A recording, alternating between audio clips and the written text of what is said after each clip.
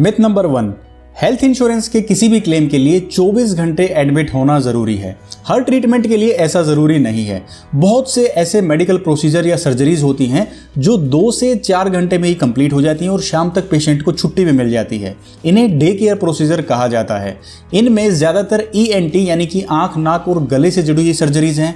उसके साथ साथ डायलिसिस, कीमोथेरेपी या फिर एंजियोग्राफी भी आप डे केयर ट्रीटमेंट में कवर कर सकते हैं। अब ऐसा भी नहीं है कि आप सारे OPD ट्रीटमेंट्स को ही डे केयर ट्रीटमेंट में कवर कर लें, क्योंकि OPD ट्रीटमेंट में और डे केयर प्रोसीजर्स में बहुत डिफरेंस है। आपकी हेल्थ इंश्योरेंस पॉलिसी में कौन कौन से डे केयर प्रोसीजर्स हैं ये जरूर चेक करें। मिथ नंबर 2, हेल्थ इंश्योरेंस कंपनियां क्लेम का पूरा पैसा पे करती हैं। मान लो कोई पेशेंट इलाज के लिए एडमिट होते हैं और उनका टोटल बिल आता है 1 लाख रुपए का। अब हमारी समझ ये कहती है कि पूरा का पूरा 1 लाख रुपए इंश्योरेंस कंपनी ही पे करेगी, लेकिन ऐसा नहीं है। हमें कितना क्लेम मिलेगा ये 2 बातों पर निर्भर करता है। पहली बात तो ये कि आपकी पॉलिसी में क्या कवरेज है और आपने क्या इलाज लिया है, और दूसरी बात ये आपके हॉस्पिटल के इनवॉइसेस में किस हेडिंग के नीचे क्या खर्चे लिखे हुए हैं। अब जो ज्यादातर कटौती होती है उसके 4 कारण हैं। सबसे पहला कारण है नॉन मेडिकल आइटम यानी कि कंज्यूमेबल्स। ये वो आइटम्स हैं जो इलाज में इस्तेमाल तो किए जाते हैं लेकिन इनकी कैटेगरी नॉन मेडिकल है और ज्यादातर हेल्थ इंश्योरेंस कंपनीज इनका क्लेम आपको पे नहीं करती हैं। अगर आप चाहते हैं कि इनका क्लेम भी आपको मिले तो आपको अपने इंश्योरेंस पॉलिसी के साथ एड ऑन लेना पड़ेगा जो कंज्यूमेबल आइटम्स को भी कवर करे। दूसरी मेजर कटौती होती है जब आप अपने असाइंड रूम रेंट से ऊपर वाली कैटेगरी का रूम चूज कर लेते हैं। अब मान लो आपकी हेल्थ इंश्योरेंस पॉलिसी में एक सिंगल प्राइवेट AC रूम आप ले सकते हैं, लेकिन आप सेमी डिलक्स, डिलक्स या फिर स्वीट रूम चूज करते हैं तो बाकी सारे खर्चे भी उसी रेशियो में बढ़ जाते हैं। तो हेल्थ इंश्योरेंस कंपनी आपको कितना क्लेम पे करेगी? जो आपकी सिंगल प्राइवेट AC रूम के लिमिट के हिसाब से है, सभी चीजों के पूरे इलाज के उतने ही खर्चे आपको पे किए जाएंगे।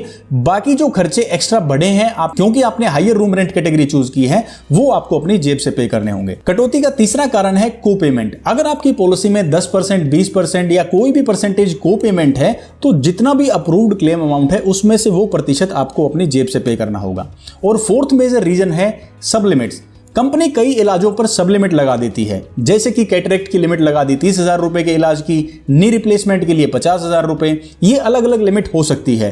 तो आपका खर्चा चाहे 2 लाख रुपए आया हो किसी भी सर्जरी के लिए, लेकिन इंश्योरेंस कंपनी आपको क्लेम उतना ही देगी जितने रुपए की उसने सब लिमिट लगा रखी है। तो इन सारी बातों के ऊपर रिसर्च करके ही आप अपनी हेल्थ इंश्योरेंस पॉलिसी खरीदें ताकि क्लेम के अमाउंट से पैसे कटे तो आपको उसका रीजन जरूर पता हो। मिथ नंबर 3, हेल्थ इंश्योरेंस में सभी बेनिफिट्स पहले दिन से कवर होते हैं। हेल्थ इंश्योरेंस में हर इलाज पहले दिन से कवर नहीं होता है।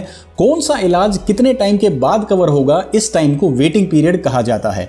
ज्यादातर हेल्थ इंश्योरेंस पॉलिसीज में मेजर 3 वेटिंग पीरियड होते हैं। सबसे पहली कैटेगरी है स्टैंडर्ड एक्सक्लूजन ऑफ 30 डेज, यानी 30 दिन के अंदर अंदर कोई भी बुखार, इन्फेक्शन या कोई और ट्रीटमेंट हो जाती है तो आप क्लेम नहीं ले सकते हैं। दूसरा वेटिंग पीरियड है स्पेसिफिक डिजीजेस का। ये एक लिस्ट ऑफ डिजीज है जो आपकी पॉलिसी वर्डिंग्स में लिखी रहती हैं। इनमें से अगर कोई बीमारी का इलाज अगर आपको लेना है तो उसके लिए आपको 1 से 2 साल वेट करना होगा। और तीसरा जो वेटिंग पीरियड है वो है प्री एग्जिस्टिंग डिजीज का, यानी कि जो दिक्कतें पॉलिसी होल्डर को पॉलिसी लेते टाइम है और वो डिक्लेयर करते हैं कि ये प्रॉब्लम उन्हें ऑलरेडी है, उनका इलाज 3 से 4 साल बाद कवर किया जाता है। इस टाइम को आप कम भी कर सकते हैं, कोई PED वेवर या कोई अलग से राइडर लेकर इस टाइम को खत्म भी किया जा सकता है और कुछ प्लान्स इसे कम भी कर देते हैं। पहले दिन से जो इलाज कवर किया जाता है वो सिर्फ एक्सीडेंटल ट्रीटमेंट है, क्योंकि ये सडन हैपनिंग है, पहले से किसी को नहीं पता होता किसी का एक्सीडेंट होने वाला है, तो इसके लिए कोई भी वेटिंग पीरियड नहीं है। आपकी पॉलिसी में कितना वेटिंग पीरियड है ये जरूर चेक करें। मिथ नंबर 4, कोई भी हेल्थ इंश्योरेंस चाइल्ड बर्थ या मैटरनिटी को कवर नहीं करता है। देखिए ऐसा नहीं है। आपको बहुत सारे ऐसे प्लान्स मिल जाएंगे जिनके अंदर मैटरनिटी और चाइल्ड बर्थ भी कवर कर सकते हैं, जिसमें आपको C सेक्शन और नॉर्मल दोनों डिलीवरीज का एक्सपेंस क्लेम मिल जाएगा। कोई भी मैटरनिटी वाला हेल्थ इंश्योरेंस प्लान लेने से पहले आपको कुछ सवाल जरूर चेक करने हैं। इन सवालों का जवाब आपके पास होना चाहिए। तो वो क्या है? सबसे पहला सवाल कि पूरे पॉलिसी टेन्योर में आप कितनी डिलीवरीज क्लेम कर सकते हैं। दूसरा सवाल, C सेक्शन और नॉर्मल डिलीवरी के लिए आप कितना मैक्सिमम एक्सपेंस क्लेम कर सकते हैं। तीसरा सवाल, वेटिंग पीरियड क्या है, यानी कितने टाइम के बाद आप ये डिलीवरी एक्सपेंसेस क्लेम कर सकते हैं। और चौथा सवाल, क्या इस पॉलिसी में दोनों पेरेंट्स का होना जरूरी है या सिंगल मदर भी ये पॉलिसी ले सकती हैं। और इससे जुड़ी हुई कोई हिडन नियम व शर्तें यानी छुपी हुई नियम व शर्तें हैं तो वो भी आपको पता कर लेनी चाहिए। एक और चीज जो खास है मैटरनिटी प्लान्स को लेकर कि इसमें प्री और पोस्ट हॉस्पिटलाइजेशन के खर्चे कवर नहीं होते हैं। जैसा कि आम ट्रीटमेंट में होता है कि आपको एडमिट होने से पहले और डिस्चार्ज होने के बाद के खर्चों का भी क्लेम मिल जाता है, जो मैटरनिटी के एक्सपेंसेस हैं उनमें प्री और पोस्ट हॉस्पिटलाइजेशन का बेनिफिट एप्लीकेबल नहीं होता है। मिथ नंबर 5, सस्ती पॉलिसी यानी अच्छी पॉलिसी। जब आप हेल्थ इंश्योरेंस पॉलिसी खरीदते हैं तो दो ही चीजों का जिक्र होता है, कितने का सम इंश्योर्ड है और इसके लिए कितने पैसे आपको पे करने हैं। डिस्काउंटिंग की भी बात हो ही जाती है, लेकिन आपकी पॉलिसी में क्या कवरेज है वो उसके प्राइस पे यानी उसकी कीमत पे ही डिपेंड करता है। अगर आप सिर्फ एक सस्ती पॉलिसी चूज करेंगे तो हो सकता है कवरेज में कमी होने के कारण आपको क्लेम के टाइम निराशा हो। तो सही तरीका यह है कि आपको सबसे पहले अपनी मेडिकल जरूरतों को समझना है कि आप अपने प्लान में क्या क्या चीजें कवर करना चाहते हैं। उसके बाद आपको 2-3 प्लान शॉर्टलिस्ट करने हैं जो उन जरूरतों को पूरा करते हैं, और तीसरा स्टेप आता है फिर आपको उनमें प्राइस कंपैरिजन करना है, क्योंकि महंगे सोने की जगह सस्ता तांबा लेना समझदारी नहीं है। आपको सोना ही लेना है, लेकिन खरे दाम में। Myth number 6, health insurance companies claim तो देती ही नहीं है, तो हेल्थ इंश्योरेंस करवाने का क्या फायदा। ऐसा आपने बहुत बार सुना होगा कि मेरा इंश्योरेंस बिना वजह रिजेक्ट कर दिया, मेरा ट्रीटमेंट का इलाज का पूरा पैसा नहीं मिला। वीडियोस पे भी बहुत सारे कमेंट्स आते हैं कि सर इतनी घटिया कंपनी को क्यों प्रमोट कर रहे हो, हमारा क्लेम रिजेक्ट कर दिया। क्योंकि भाई हमारी परिभाषा सिंपल सी है, जिस कंपनी ने हमारा क्लेम पास कर दिया वो अच्छी है, और जिसने पास नहीं किया वो बुरी है और वो खराब है। लेकिन IRDA के आंकड़े कुछ और ही कहते हैं। IRDA के फैक्ट्स एंड फिगर्स कहते हैं कि ज्यादातर अच्छी हेल्थ इंश्योरेंस कंपनीज का क्लेम सेटलमेंट रेशियो अबव 90 है, यानी 100 में से 90 से ज्यादा क्लेम्स वो कंपनियां पास करती हैं। लेकिन रिजेक्टेड क्लेम्स का हाईलाइट होना एक बिल्कुल आम बात है, और कंपनी गलत भी हो सकती हैं, जरूरी नहीं कि हर बार वो सही ही हो। अगर आपका कोई ऐसा क्लेम है जो रिजेक्ट हो गया है तो आपको सबसे पहले ये जानना है कि उस क्लेम का रिजेक्ट होने का कारण क्या है। उसके बाद भी अगर आपको लगता है कि ये क्लेम आपको मिलना चाहिए था तो उसके लिए आप इस क्लेम को दोबारा फाइल कर सकते हैं इंश्योरेंस कंपनी के पास रिकंसिडरेशन के लिए। एक रिजेक्टेड क्लेम को पाने का सही तरीका क्या है, स्टेप बाय स्टेप प्रोसेस क्या है, वो कंप्लीट डिटेल्स जानने के लिए आप ऊपर आई बटन पर लिंक क्लिक करके डिटेल्ड वीडियो देख सकते हैं और इसमें आपको पूरी जानकारी मिल जाएगी। मिथ नंबर 7, किसी भी सर्जरी से पहले आप हेल्थ इंश्योरेंस पॉलिसी करवा लेंगे तो उसके ट्रीटमेंट का खर्चा भी कवर हो जाएगा। दोस्तों, हेल्थ इंश्योरेंस हमें एक टाइम पे बहुत याद आता है जब डॉक्टर कोई डायग्नोसिस बता देता है और कहता है कि इलाज का खर्चा भी काफी आएगा। तो कई बार तो डॉक्टर भी सलाह दे देता है कि कोई हेल्थ इंश्योरेंस पॉलिसी करवा लो, वो पॉलिसी में खर्चा कवर हो जाएगा, अपनी जेब पे क्यों बर्डन डालते हो। और आप हेल्थ इंश्योरेंस पॉलिसी खरीद लेते हो, इलाज भी हो जाता है, सर्जरी हो जाती है, लेकिन क्लेम रिजेक्ट हो जाता है। क्यों? क्योंकि जो सर्जरी आपने करवाई है उसका वेटिंग पीरियड 2 साल का है और पॉलिसी खरीदे तो 2 महीने भी नहीं हुए हैं। तो क्या आप जो इलाज का बिल है, डॉक्टर का बिल है, वो पे नहीं करेंगे? वो तो करना पड़ेगा क्योंकि इलाज तो हो चुका है। क्या इंश्योरेंस पॉलिसी के पैसे वापस मिल जाएंगे? वो भी नहीं मिलेंगे। तो भाई किसी की बिना वजह की एडवाइस सुन के आप हेल्थ इंश्योरेंस पॉलिसी ना खरीदें। अपनी हेल्थ इंश्योरेंस पॉलिसी खरीदते टाइम सही फैक्ट्स को, सारी टर्म्स एंड कंडीशन को पढ़ें और उसके बाद ही सही हेल्थ इंश्योरेंस पॉलिसी खरीदें। Myth number 8, health insurance policy बहुत महंगी होती है। भाई ये फिजूल खर्च है। मैं पिछले 5 साल से हेल्थ इंश्योरेंस पॉलिसी का पैसा भर रहा हूं और 1 रुपए का भी मैंने क्लेम नहीं लिया है। भाई अगर आप किसी फाइनेंशियल एसेट में इन्वेस्ट करते हो, आपने कोई गोल्ड में इन्वेस्ट किया है, कोई प्लॉट खरीदा है, रियल एस्टेट में इन्वेस्ट किया है, या फिर किसी कंपनी के स्टॉक या शेयर्स खरीदे हैं, क्या वो इन्वेस्टमेंट अगले महीने ही डबल हो जाती है? नहीं, इन्वेस्टमेंट को रिटर्न देने के लिए आपको उसे टाइम देना पड़ता है। और हेल्थ इंश्योरेंस पॉलिसी जैसा रिस्क टू रिवॉर्ड रेशियो तो किसी भी इन्वेस्टमेंट का नहीं है। कैसे? एक एग्जांपल से समझते हैं।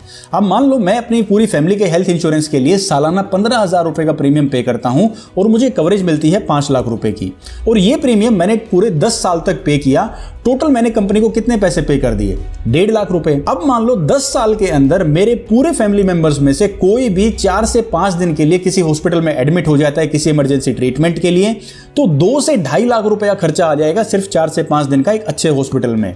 तो ये कितना अच्छा रिस्क टू रिवॉर्ड रेशियो है कि सिर्फ 4 दिन के खर्चे की कीमत में आपको कवरेज मिल रही है 3650 दिन की, यानी कि 10 साल की। ऐसा रिस्क टू रिवॉर्ड रेशियो आपको किसी भी फाइनेंशियल इन्वेस्टमेंट में नहीं मिलेगा, लेकिन ये कैलकुलेशन कोई नहीं करता। तो हेल्थ इंश्योरेंस महंगा नहीं है अगर आप इसे लॉन्ग टर्म के नजरिए से देखते हैं। मिथ नंबर 9, मेरे एम्प्लॉयर का हेल्थ इंश्योरेंस बेनिफिट काफी है। अब हो सकता है ये काफी भी हो, लेकिन कुछ सवाल आपको जरूर पूछने चाहिए। पहला सवाल ये है, क्या ये आपकी फैमिली को भी कवरेज देता है? दूसरा सवाल, क्या जो इसका सम इंश्योर्ड है यानी बीमित राशि है वो इतनी है कि आपके शहर के मेडिकल इन्फ्लेशन को वो बियर कर पाए? और तीसरा सवाल, अगर कल को आप ये जॉब से रिजाइन कर देते हैं तो आपके परिवार की मेडिकल सिक्योरिटी का क्या होगा? अगर दोस्तों आपका एम्प्लॉयर हेल्थ बेनिफिट जो है बहुत अच्छा है, आपकी फैमिली को भी कवर करता है, तो उसके साथ साथ आप एक सुपर टॉपअप प्लान ले सकते हैं जो आपके सम इंश्योर्ड को कम नहीं पड़ने देगा। साथ साथ में अगर आपका एम्प्लॉयर हेल्थ बेनिफिट आपकी फैमिली को कवर नहीं करता है तो डेफिनेटली आपको एक अलग से फैमिली फ्लोटर पॉलिसी ले लेनी चाहिए जो आपके परिवार की मेडिकल जरूरतों का ख्याल रखे। तो हेल्थ एम्प्लॉयर बेनिफिट अच्छा हो सकता है, लेकिन इसको एक बार चेक जरूर करें। मिथ नंबर 10, मैं तो अभी जवान हूँ, फिट हूँ, मुझे हेल्थ इंश्योरेंस की क्या ज़रूरत है। देखिए, हेल्थ इंश्योरेंस खरीदने का सबसे स्मार्टेस्ट डिसीजन यही है कि आपको ये यंग एज में यानी काफ़ी कम एज में ही लेना चाहिए, क्योंकि हेल्थ इंश्योरेंस पॉलिसी एक कंटिन्यूटी बेनिफिट वाली पॉलिसी है, यानी इसका फायदा आपको लंबे टाइम तक मिलेगा। दूसरा फायदा ये है, पॉलिसी सस्ती बनेगी और कवरेज भी आपको अच्छा मिलेगा। और तीसरा बेनिफिट ये है, कम एज होने की वजह से बड़े क्लेम्स आने के यानी क्रिटिकल डिजीज होने के चांसेस बहुत कम है और आपका ज्यादातर वेटिंग पीरियड ओवर हो जाता है। और उसके बाद जो भी ट्रीटमेंट या जो भी इलाज आप लेंगे वो ज्यादातर इलाज हेल्थ इंश्योरेंस पॉलिसी कवर करेगी। एज ज्यादा होने के बाद या कोई बीमारी डायग्नोज होने के बाद आप तो हेल्थ इंश्योरेंस पॉलिसी लेने में इंटरेस्टेड होंगे, लेकिन हो सकता है हेल्थ इंश्योरेंस कंपनी आपको इंश्योरेंस पॉलिसी देने में इंटरेस्टेड ना हो या आपसे बहुत ज्यादा पैसे इसके बदले वो चार्ज करे। तो स्मार्ट बनिए और यंगर एज में ही हेल्थ इंश्योरेंस पॉलिसी खरीदिए। इंश्योरेंस इंपैक्ट चैनल पर आपको हमेशा वही वीडियोस मिलेंगे जो आपके डिसीजन को स्मार्ट बनाने में आपकी मदद करेंगे। यहां पर कोई भी वीडियोस की कैटेगरी देखने के बाद, चाहे वो हेल्थ इंश्योरेंस से जुड़े हुए प्लान के वीडियोस हैं या गाड़ी के इंश्योरेंस से जुड़े हुए वीडियोस हैं, वो वीडियोस देखने के बाद, जानकारी को समझने के बाद आप अपनी रिसर्च जरूर करें कोई भी इंश्योरेंस प्रोडक्ट खरीदने से पहले, क्योंकि हमारा मकसद यहाँ पे जानकारी को आसान बनाना है। हमारे वीडियो से इन्फ्लुएंस होकर डायरेक्टली जाके आप कोई भी प्रोडक्ट ना खरीदें, क्योंकि हर इंसान की ज़रूरतें इंश्योरेंस की अलग अलग हो सकती हैं। साथ साथ इंश्योरेंस के नियम व शर्तें भी समय के साथ साथ बदलती रहती हैं। तो कोई भी इंश्योरेंस प्रोडक्ट खरीदने से पहले अपना रिसर्च वर्क जरूर करें। यहां से आपको जानकारी आसान भाषा में जरूर मिल जाएगी। अगर दोस्तों इस वीडियो से लगता है कि मैंने आपके लिए कुछ वैल्यू क्रिएट की है तो प्लीज वीडियो को लाइक कीजिए। अगर आपको कोई सवाल है तो कमेंट कीजिए और चैनल को सब्सक्राइब करना ना भूलें। मैं हरविंदर सिंह अब आपसे लेता हूं इजाजत। मिलूंगा आपसे अगली वीडियो में। तब तक के लिए अपना ख्याल रखिए, खुश रहिए और स्वस्थ रहिए। जय हिंद।